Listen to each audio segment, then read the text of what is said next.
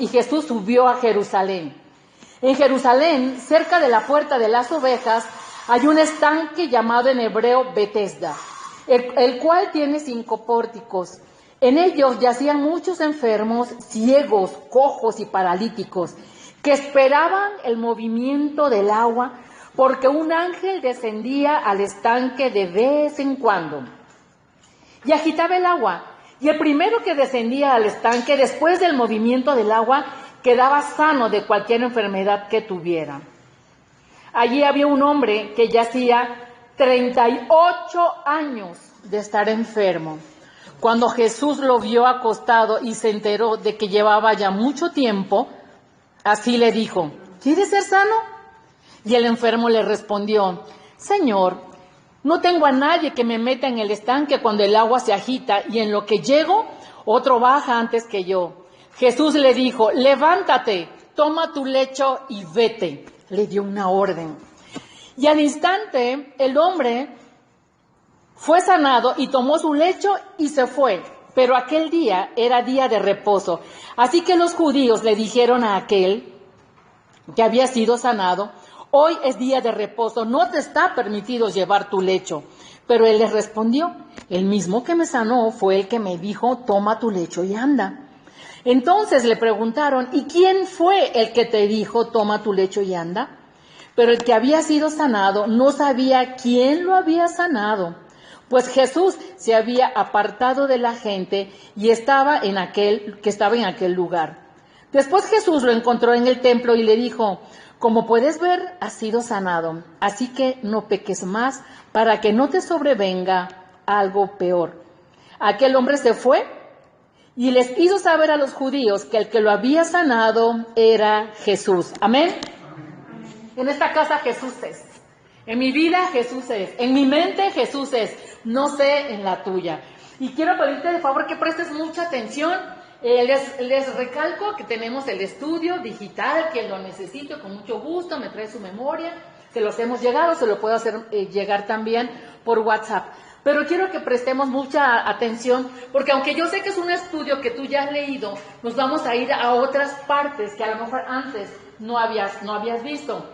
Hoy vamos a estar aprendiendo en el tanque de Betesda quién era el que movía las aguas. Pero lo vas a aprender por discernimiento espiritual, no porque Elida te lo está explicando. Por eso le pido al Señor que tus oídos espirituales estén muy prestos a entender. Vamos a aprender, ¿realmente era un ángel de Dios el que agitaba esas aguas?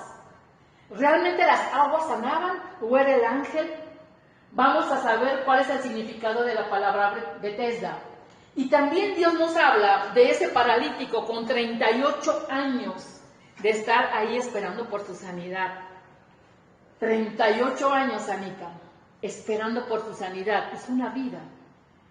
Y al final vamos a ver Jesús y Espíritu Santo como mover de aguas de sanidad. Por eso es importante que prestemos atención, y quiero empezar con una breve reseña histórica. En esta breve reseña quiero que prestes atención a esto. Cuando estábamos estudiando sobre esto, el Espíritu de Dios me llevó a estudiar el juramento hipocrático. Y usted dirá: bueno, ¿eso qué tiene que ver con lo que estamos aprendiendo hoy? Tiene que ver y mucho. El juramento hipocrático es el juramento, Jenny, que hacen los médicos cuando ellos se titulan. Entonces, antes, el juramento decía así: juro por Apolo, médico, y por Asclepio, que se conoce como Esculapio, y por Higia y por Panacea, que son las hijas de Esculapio, y por todos los dioses y diosas, poniéndolos por testigos de que cumpliré según mi capacidad y Así inició el juramento para los médicos, y esto fue hecho por Hipócrates, por eso se llama el juramento hipocrático. Pero a mí me llama la atención que se juraba a dioses. Y quiero que sepan que cuando nosotros hablamos de Dios en esta casa y en nuestra propia vida, el Dios que nosotros predicamos, ese Dios se escribe con mayúscula. No se atreva a escribir el nombre de Dios con minúscula. El nombre del Dios que predicamos se escribe con mayúscula, porque es el Dios de todos nosotros, es el Dios del mundo, es el que nos creó. Entonces, cuando lees ese juramento te das cuenta que a los dioses a los que ellos, esos médicos, hacían juramento, estaban escritos con minúscula.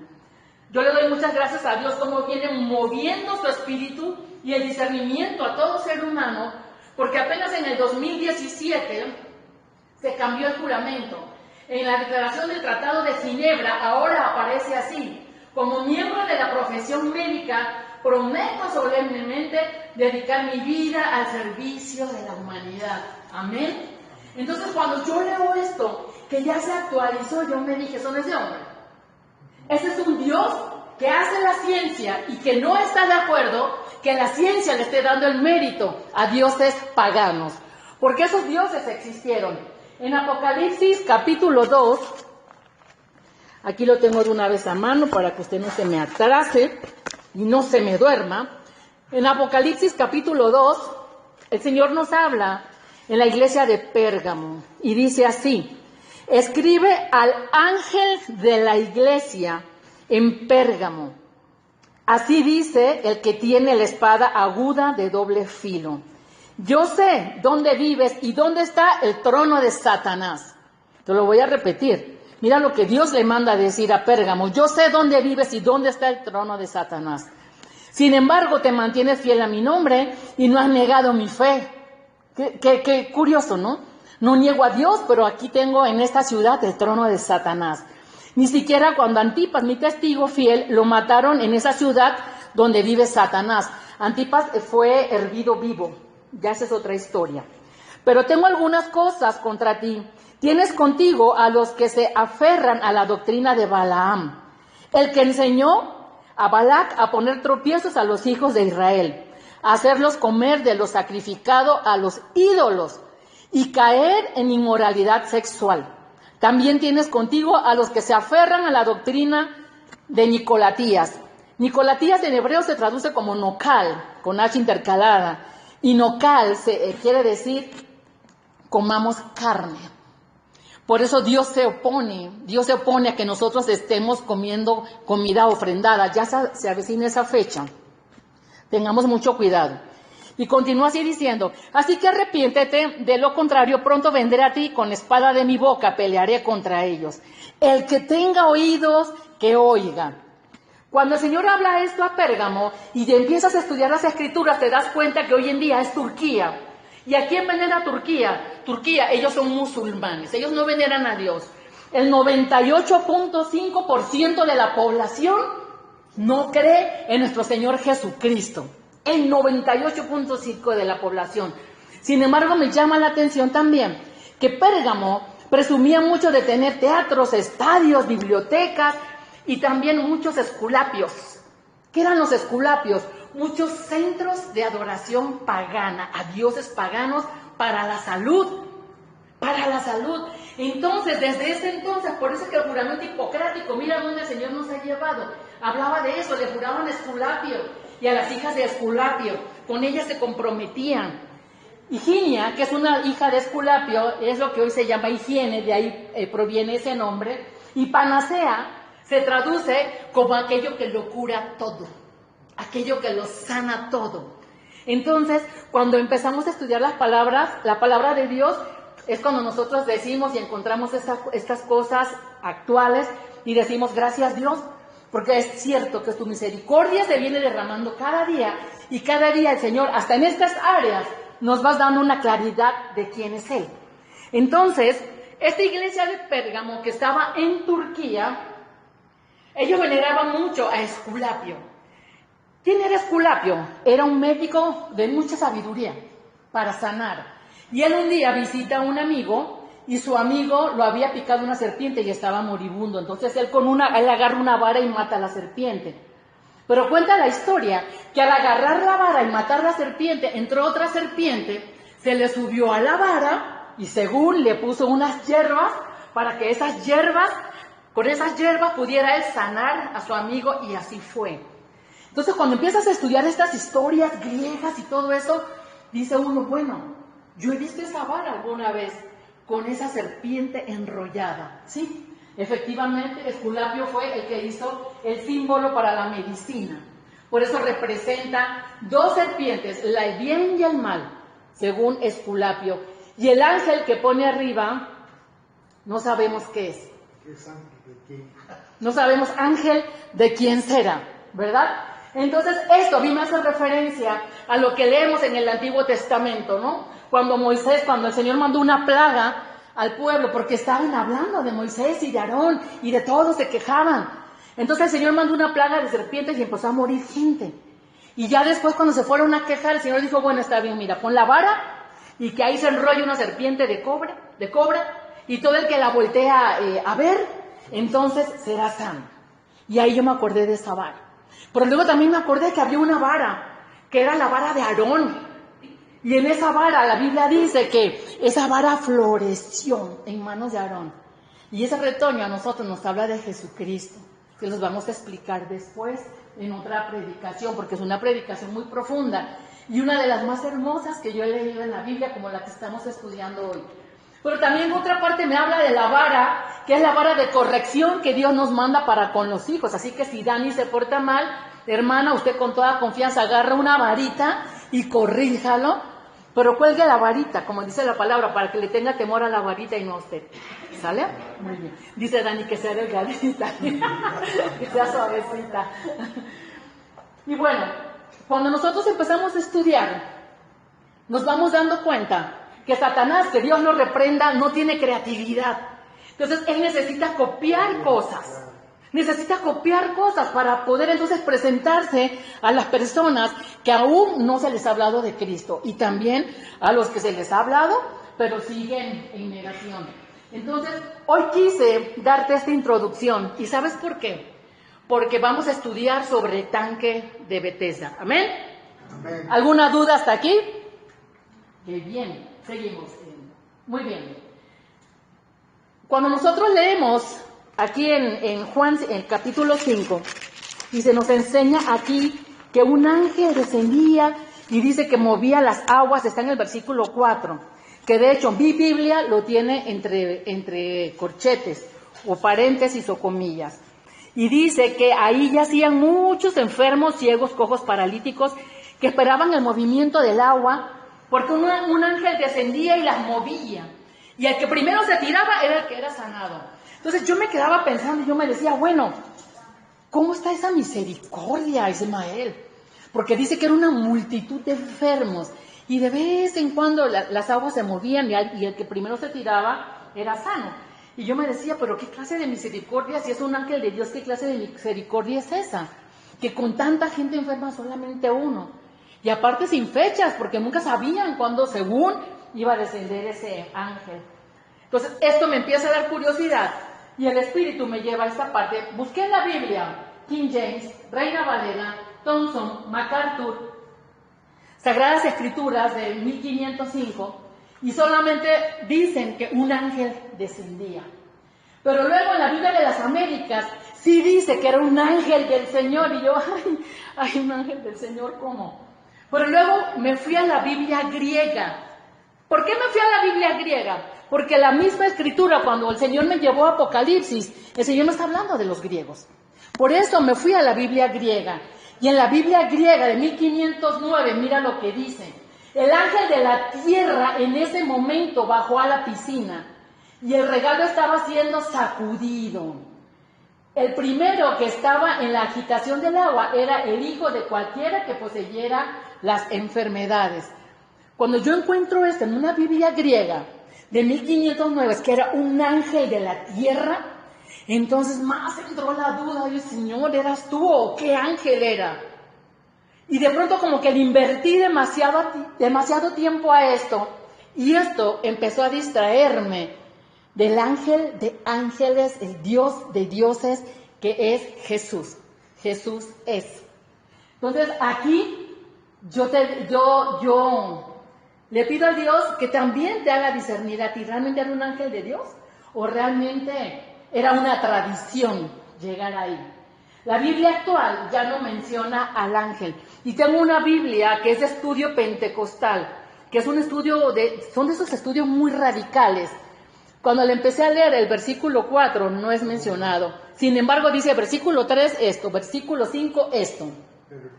Pero el 4 no está incluido. No está incluido. Entonces no sé cómo aparezca el versículo 4 en sus Biblias. Pero me llama poderosamente la atención que quizás no era efectivamente un ángel que directamente venía de la mano de Dios. Entonces, ahora vamos a entrar en materia. ¿Iban ahí las personas por tradición? ¿Será que iban por tradición? Es que ese paralítico tenía 38 años de estar tirado ahí. Entonces yo me pregunto, ¿será que iban por tradición? Y sigues estudiando y sigues buscando y te vas a la historia teológica, arqueológica.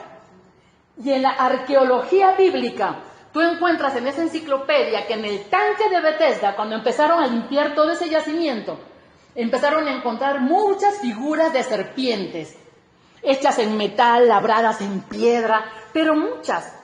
Entonces esas las conserva el Museo de Israel. Y eso me recuerda entonces a Esculapio, la serpiente, me recuerda que entonces en ese periodo ellos se encargaban de poner por todas las áreas casas pequeñas para adoración a dioses paganos. Y eso a mí me dice, ¿será realmente que en el tanque de Betesda Dios movía las aguas? Porque ninguna Biblia te dice que Dios movía las aguas para sanar. Un ángel. Decía nada más que un ángel. Entonces, Señor, gracias. Yo estoy convencida que quizás mucha gente iba por tradición. ¿Y cuántos de los que estamos aquí alguna vez no estuvimos pidiéndole a Dios por tradición? ¿Sí o no, Arely? ¿Cuántas veces antes de conocer a Cristo, como lo conocemos ahora, como un Dios vivo, nosotros vivíamos en tradición? Hasta el día de hoy, mucha gente sigue viviendo en tradición. ¿Pero por qué vivían en tradición? Porque nadie entraba al tanque de Betesda a decirle a ese paralítico, hay un Dios que sana. Las aguas que están ahí son aguas empozadas. Esas aguas no sanan. La mano que agita el agua no es la mano de Jesús. No es la mano de Dios. Y tú sigues estudiando la arqueología bíblica. ¿Podemos regresar a la página de atrás, David? ¿La otra? La otra, donde están los tanques. Aquí en el estanque se movió esta figura, pero bueno, en este estanque, aquí no se ve, está muy oscuro, aquí hay un hoyo en el fondo del estanque. Entonces de vez en cuando, como el agua se ensuciaba, de vez en cuando se abrían las turbinas hechas en esa época y por ahí entraba nuevamente agua al estanque para que otra vez tuviera su nivel. No dice ese estudio cuántos metros de profundidad tenía, pero era muy profundo. Entonces, al entrar el agua, las aguas nuevas, las aguas se agitaban. Y usted empieza a estudiar eso y usted dice, la misma duda que tengo yo la han de tener los nuevos escritores de las traducciones bíblicas. Porque ese versículo ya está siendo como dejado un poquito atrás y ya no están metiéndose mucho en ese estudio. Entonces, yo le dije al Señor, Señor, gracias por lo que me estás enseñando. Pero el Espíritu dijo, ahora enfócate, ¿quién entró a Betesda? ¿Quiénes entraron a Betesda al inicio? Dice que habían ciegos y dice también que había, ¿qué más? Cojos, paralíticos. Y recuerdan que alguna vez aquí predicamos sobre eso. ¿Quién era un ciego? Las personas que no ven. Y muchas veces nosotros tenemos ceguera espiritual, pero también a veces tenemos ceguera del alma. A veces también mis emociones están ciegas, entonces yo ando por el mundo caminando a tientas y a veces empiezo a empujar a los seres que más amo, porque no veo, porque no tengo discernimiento. Pero también la misma palabra nos enseña aquí que habían cojos, y a mí el cojo siempre me habla del tibio. Sí, hoy voy a alabar, voy a estudiar las escrituras, hoy no voy a faltar en todos estos días a la iglesia, ahí estoy. Pero saliendo de acá, nosotros no tenemos un cambio. Y lo que el Señor quiere es que nosotros tengamos un cambio y podemos ser conocidos entonces como en un grado de escolaridad espiritual. Podemos tener 30 años en el Evangelio y decimos que somos universitarios y hasta titulados, pero nuestras actitudes hablan de una maternal o de un kinder como cristiano. ¿Por qué? Porque no crecemos a otro nivel. Sigo atado, sigo atrás, sigo viendo mi pasado, sigo con una esperanza en las aguas que ya están emposadas.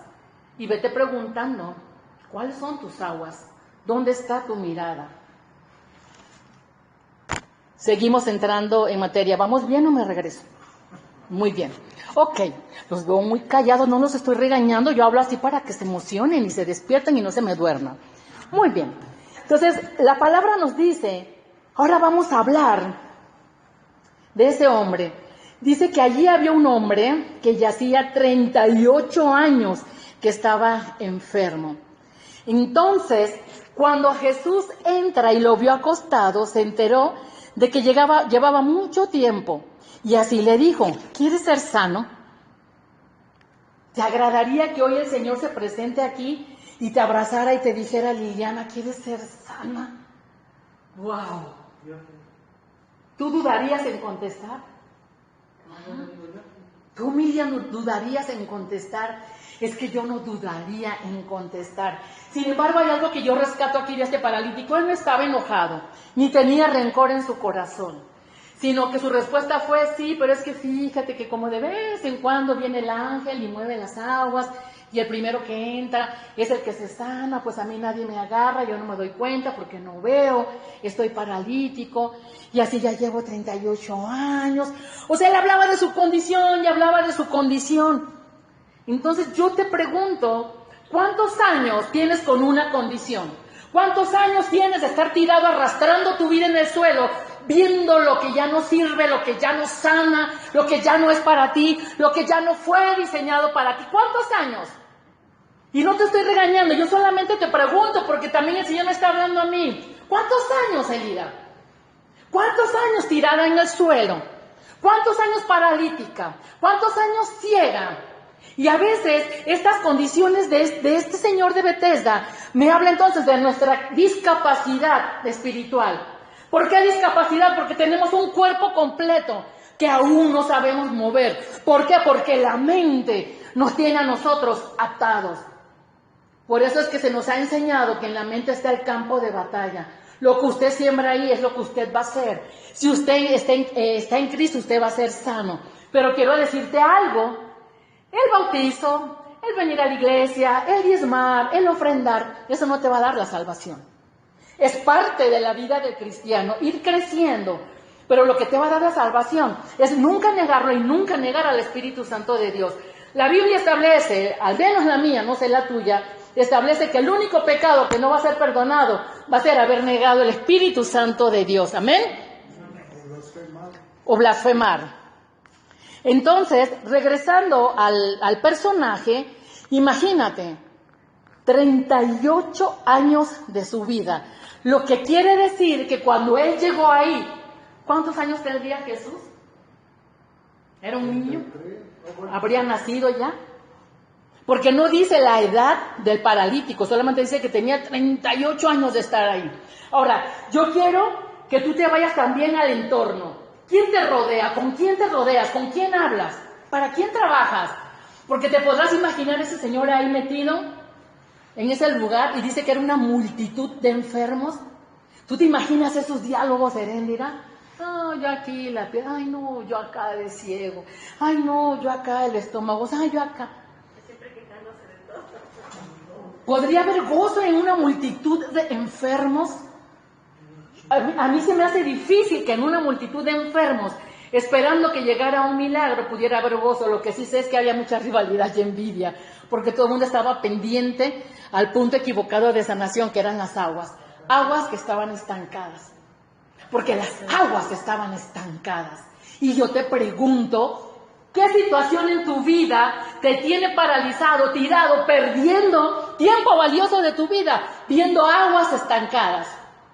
Porque cuando usted empieza a mirar el poderío de Dios sobre nosotros, cuando usted empieza a ver los grandes regalos que el Espíritu ha hecho hacia nosotros, es entonces cuando empieza a fluir agua viva dentro de nosotros. Y es entonces cuando nosotros decimos, Betesda para mí no existe, aquí está Betesda, aquí está el Espíritu.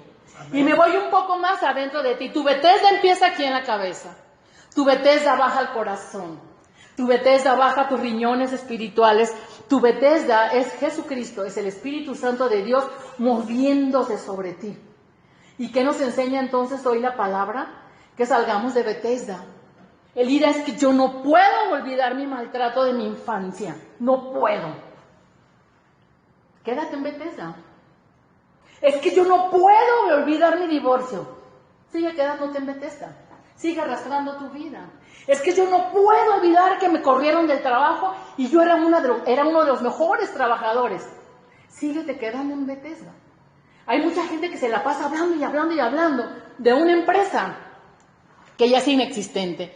Que la empresa ya ni existe y el trabajador sigue hablando de lo que fue. A veces vivimos de glorias pasadas. Y eso es estar arrastrando mi vida y mi vida espiritual frente a aguas que no producen. Entonces yo te pregunto, ¿cuál va a ser tu Bethesda? ¿Tienes un Bethesda? Porque el Espíritu de Dios para eso está en nosotros. Y por eso es que Jesús es.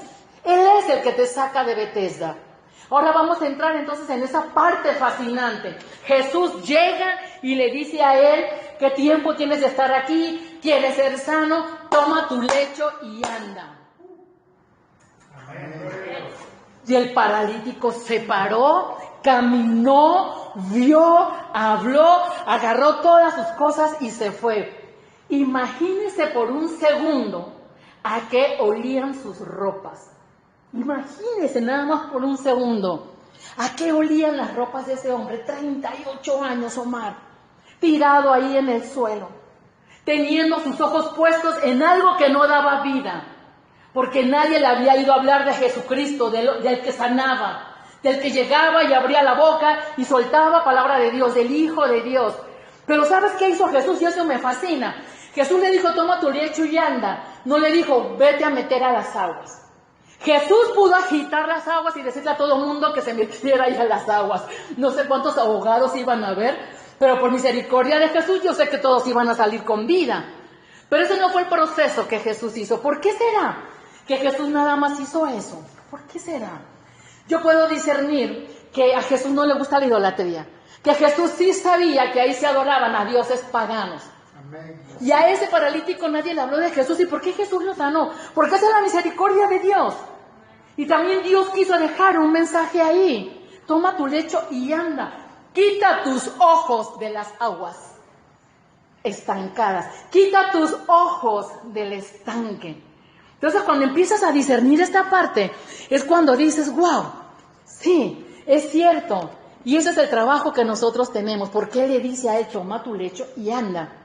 Y cuando Jesús hace un cambio en la vida de nosotros, Él nos dice, Jenny, toma tu lecho y anda. Eso quiere decir que tenemos que salir a trabajar para Él. Y ese es uno de los mejores privilegios que nos puede dar el haber conocido a Cristo, el haber sido salvos. Tenemos que salir a trabajar para Él. Pero usted no puede trabajar para Él si usted ha dejado su lecho en Bethesda. Usted no puede salir a trabajar para Él si con las cobijas que usted se arropaba siguen estando sucias. Y yo te estoy hablando de la cobija del rencor, de la cobija del odio, de la cobija de la falta del perdón, de la cobija de la conmiseración. Ay, pobrecito de mí, ay, pobrecita de mí. De esas cobijas yo te hablo, esas cobijas apestan. Y esas cobijas hay que lavarlas. Jesús le pudo haber dicho, deja tu lecho y anda. No, Jesús le dijo, toma tu lecho y anda. Porque ese lecho tenía que ser renovado. Ese lecho habla de las cosas que uno carga ahora espiritualmente. Pero en ese momento eran cosas materiales, ¿no? La almohadita, las sandalias, la chamarrita, qué sé yo, con lo que él se arropaba. Mirando unas aguas que nunca les iban a dar libertad. Mirando aguas que nunca le iban a dar la sanidad. Mirando aguas que nunca en su vida le iban a dar discernimiento para saber que él era un hijo del rey. Y que él, creyendo en Jesucristo, estaba perfectamente preparado para tener una mente de campeón. Tú estás preparada para tener una mente de campeona. Ustedes están preparados para salir adelante de la mano de Dios. Aquí tienes nada más que poner los ojos en ese Jesús que entró a Bethesda. ¿Y sabes qué hizo después cuando la persona tomó su lecho y se fue? Jesús se fue. Jesús se fue. Jesús no permanece donde hay idolatría. Jesús no permanece donde nadie lo llama. Y sabes, la pregunta de, ¿quieres ser sanado? ¿Sabes por qué se dio esa pregunta? Porque Jesucristo es un caballero. Y Dios nunca va a poder hacer nada en tu vida sin tu consentimiento.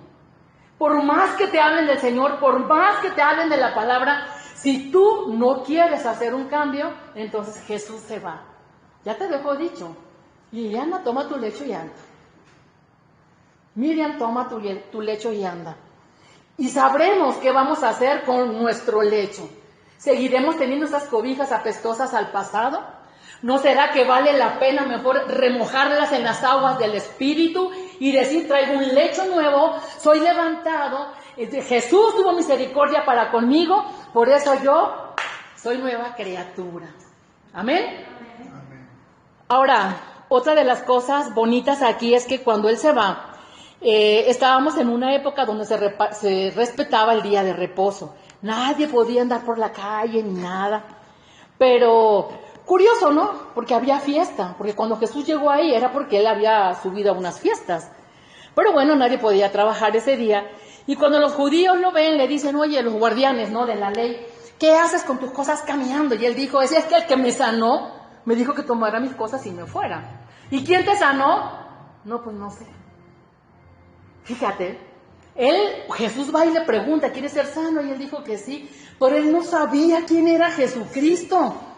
No sabía quién era Jesús, pero fue obediente. ¿Cuánto no más nosotros, que sí conocemos y sabemos ahora quién es Jesucristo? Y él fue obediente. Y ya después, yo me imagino que Dios le mandó un discernimiento, porque él llegó a la iglesia. Jesús se lo encontró en la iglesia tiempo después. Y le dijo, bueno, ¿ya viste lo que te aconteció? 38 años de discapacidad frente a unas aguas estancadas que no te daban libertad y no te daban la salud. ¿Qué nos enseña esto? Que nosotros tenemos que testificar las glorias de Dios. Hay que testificarlas. Y a mí me llama la atención cuando Jesús hacía milagro, porque siempre decía, vete, pero no digas que yo hice el milagro. Porque el Señor nos conoce. Siempre que usted dice, oye, te voy a contar algo, pero no lo digas. Mira, apenas te da la espalda, la información se va. Pero qué bonita esta historia, porque él no sabía quién lo estaba sanando. Y yo te pregunto, ¿realmente sabes quién es Jesús en tu vida?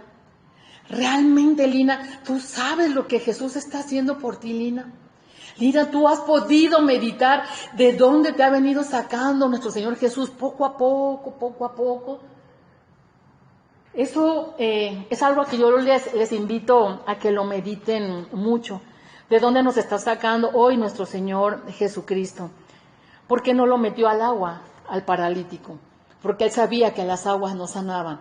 Y quizás entonces el mismo Jesucristo iba a provocar, si Él agitaba las aguas, que la gente siguiera tuviendo más fe en las aguas, porque no lo conocían.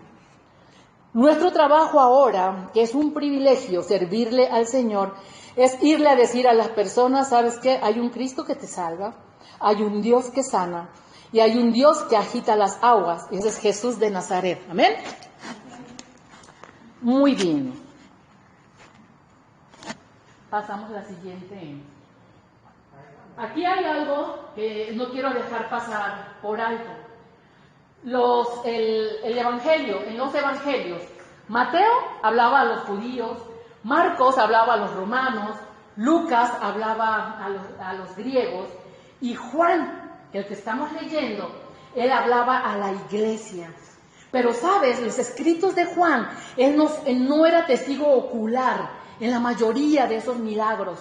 Entonces, aquí es donde yo empiezo a entender que alguien le narró la historia que un ángel descendía del cielo. Él no fue testigo ocular de eso.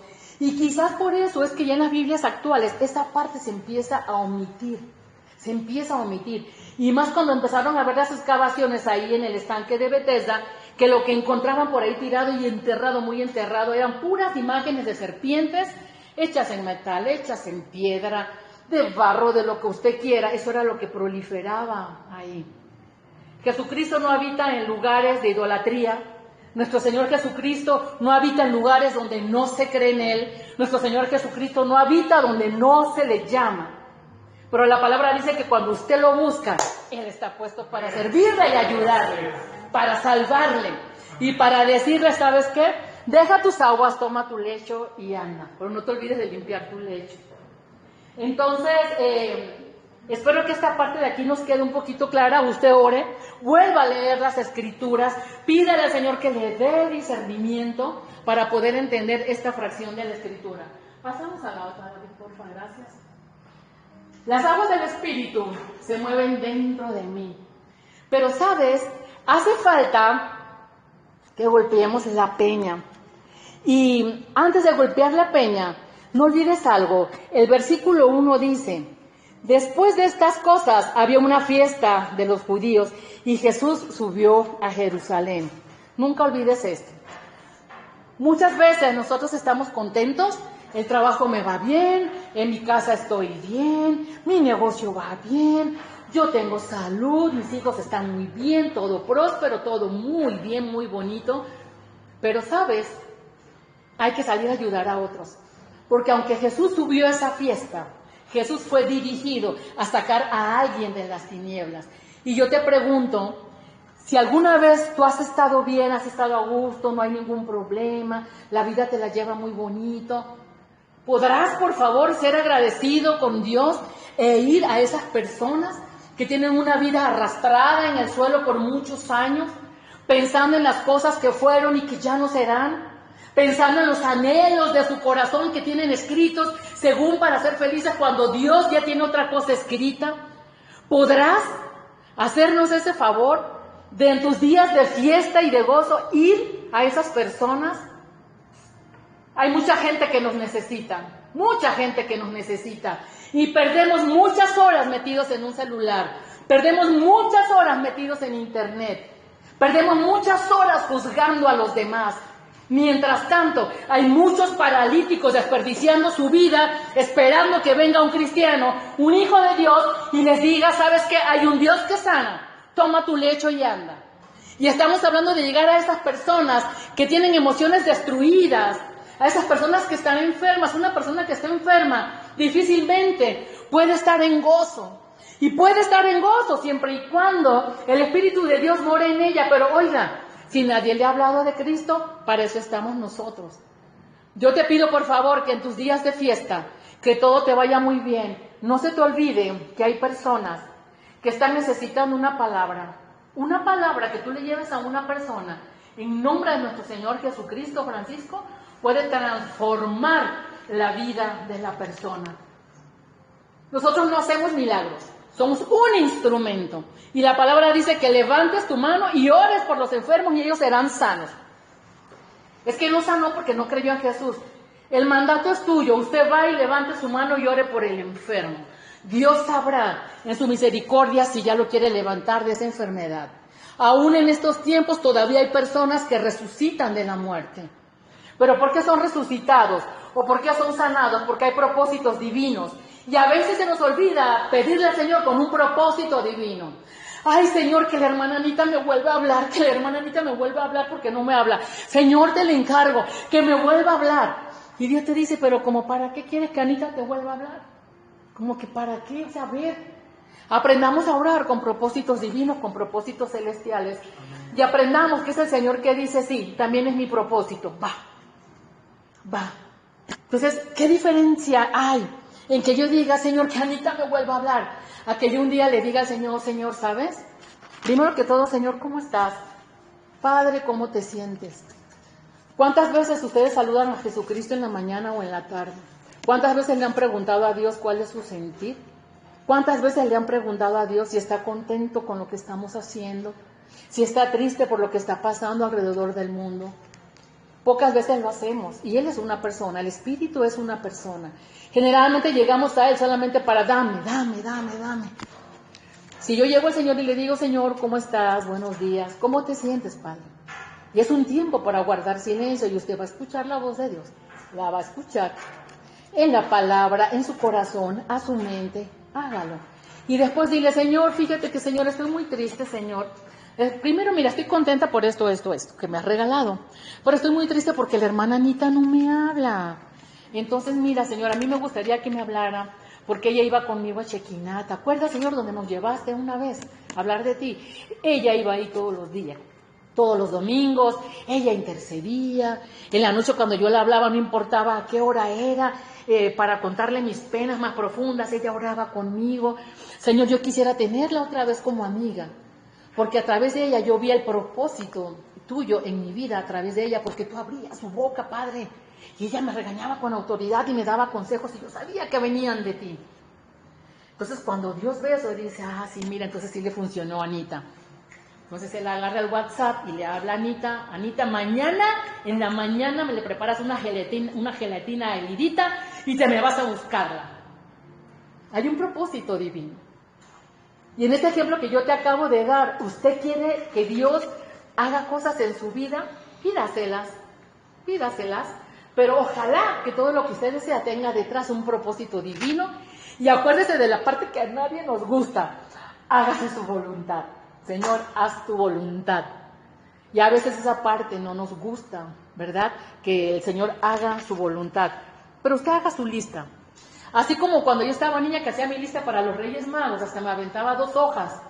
Y entonces estaba yo esperando el día de Reyes Magos y de pronto, ¡ay, la muñeca! Y lo demás, eso era lo que había en la voluntad de mis papás.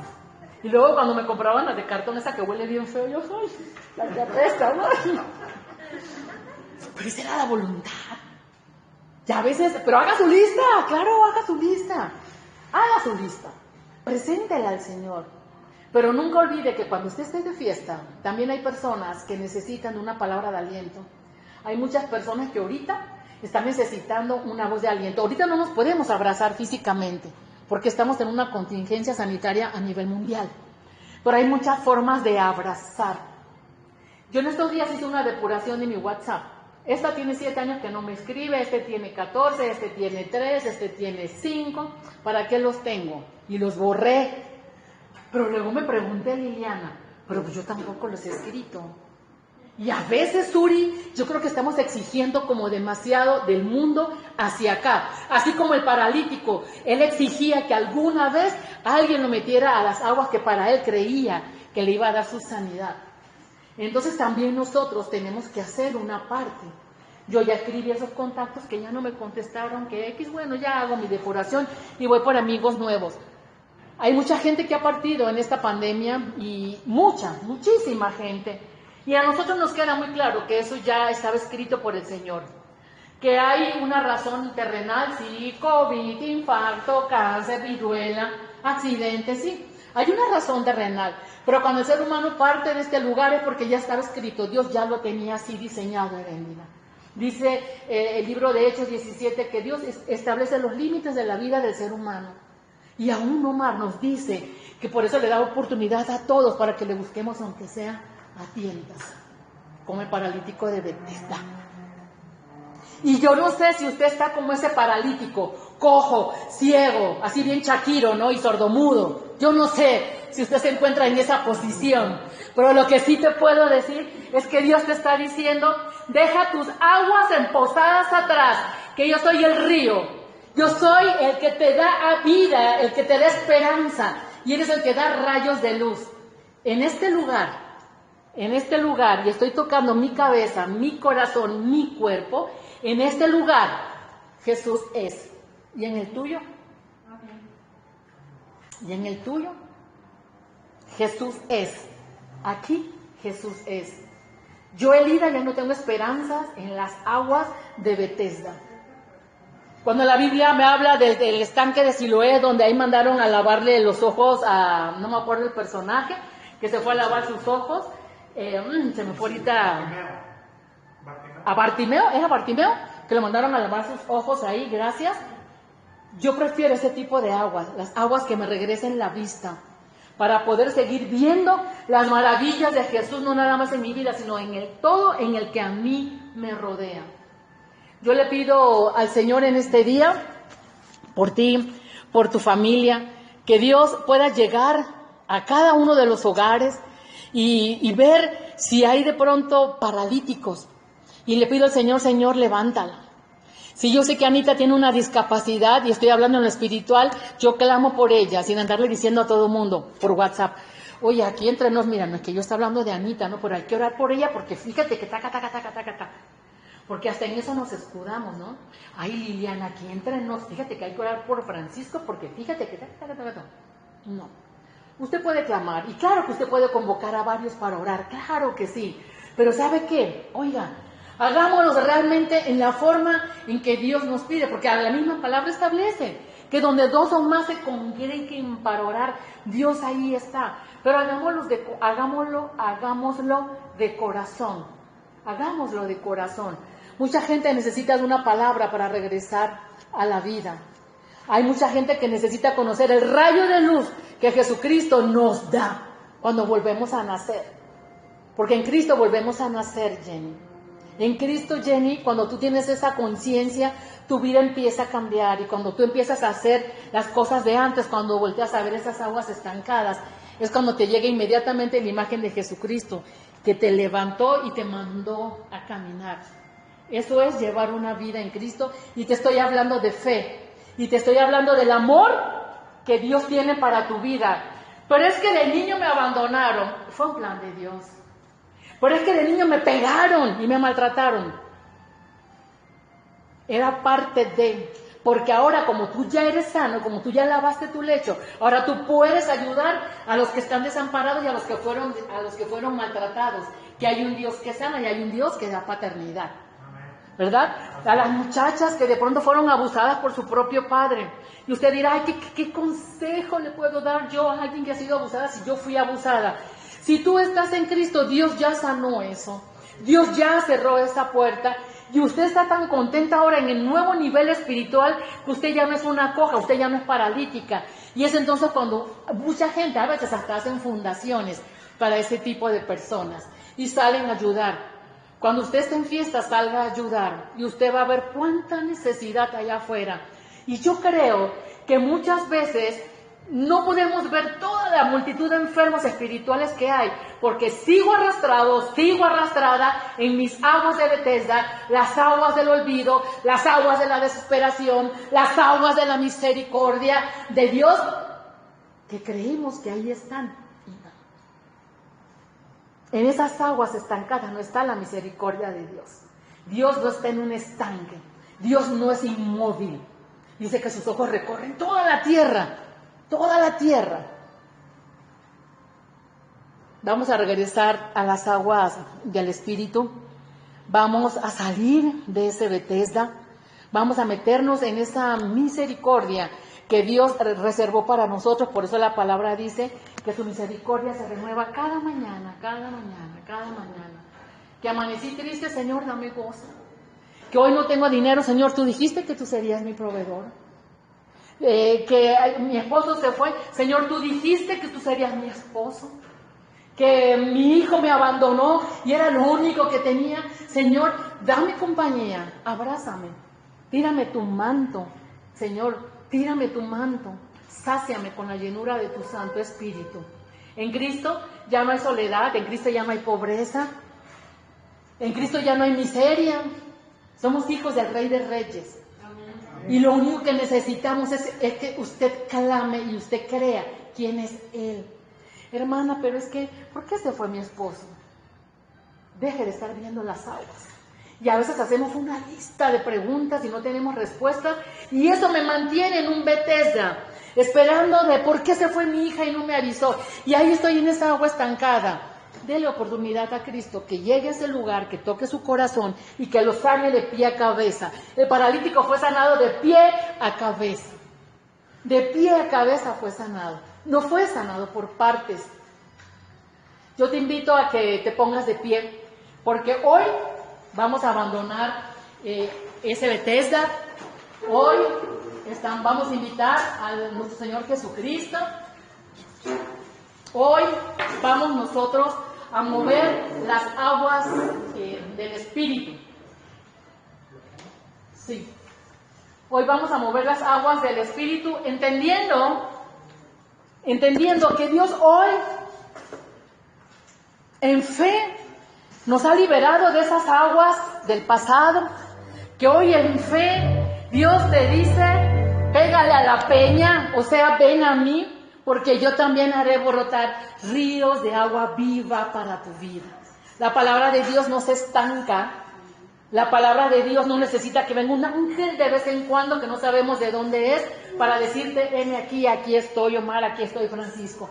La palabra de Dios es viva, es eficaz, dice que penetra hasta los huesos, hasta el tuétano. La palabra de Dios penetra y penetra tanto que cuando usted cree en Él, usted ya está en otro nivel espiritual. Usted nunca más querrá regresar a un Betesda, porque usted ya está recibiendo ríos de agua viva. Pero vamos a activarlo, vamos a activarlo.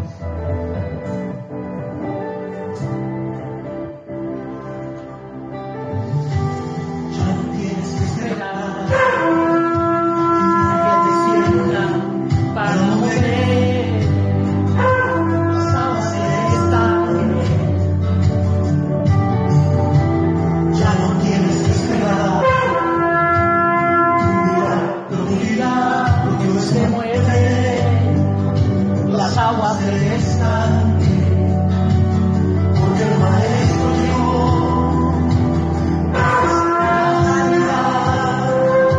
las aguas se mueven, se mueven, se mueven, y no se detengan, se mueven las aguas en este lugar, se mueven las aguas en este lugar, se mueven las aguas en este lugar,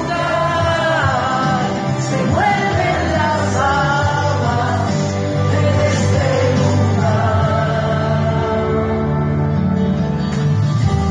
Ya no tienes que esperar un milagro, Dios se mueve, las aguas se estanque. Ya no tienes que esperar, hoy tu vida cambiará, Dios se mueve, las aguas se estanque, porque el maestro nos ofrece la sanidad. Las aguas se mueven, se mueven, se mueven, y no se detengan, se mueven las aguas enseguida, se mueven las aguas en este lugar, se mueven las aguas en este lugar, se mueven las aguas en este lugar. Vengo hoy en el nombre poderoso de Jesús. He venido hoy a este lugar, Chequina, a decirte que las aguas del Espíritu se mueven en este lugar. Solamente hace falta que tú lo creas. Hace falta que te sumerjas en las aguas del Espíritu. Hace falta que tú entiendas que es Dios el que sana. Hace falta que tú tengas el convencimiento que hoy eres sacado de las aguas de Betesda. Hoy eres enviado y eres comisionado a dar la palabra de Dios, a decir: yo tengo un Cristo que me sanó, yo tengo un Cristo que me sacó de la depresión, yo tengo un Cristo que me sacó de Betesda, porque mi mente estaba con aguas empozadas y no llegaba un ángel a sanarme. Hoy vengo a decirte en el nombre poderoso de Jesús: sal de Betesda. Vengo a decirte en el nombre poderoso de Jesús: vayamos por los que están allá afuera en Betesda. Vayamos en el nombre poderoso de Jesús. Vengo a decirte, iglesia, Chequina, toma tu lecho y anda. Señor, eres grande, Señor. Eres misericordioso, Señor. Ayúdanos, Padre. Quita, Padre, toda agua emposada en el pensamiento. Quita, Padre, toda agua emposada en la salud. Quita, Padre, toda agua emposada en los recuerdos, en la con misericordia, Padre, que tenemos de pronto para con cada uno, Señor. Nos quejamos a veces mucho y a veces, Padre, de tanto quejarnos, no podemos ver cuando Jesús ha entrado a mi Betesda. Señor, te damos gracias. Te damos gracias, Señor, porque tú has llegado aquí a Chequina a lavar el alma, a lavar el corazón, a dar nueva vida.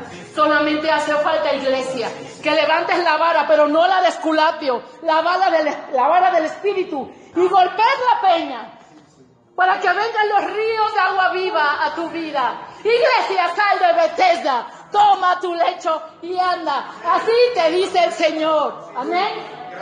Dios te bendiga. Gracias, Señor.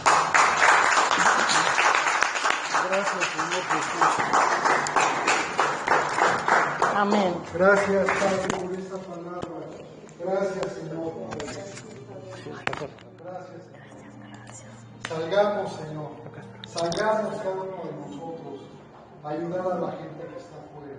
En oración, intimiden con el Espíritu Santo. Es muy importante intimidar con Él. Cada uno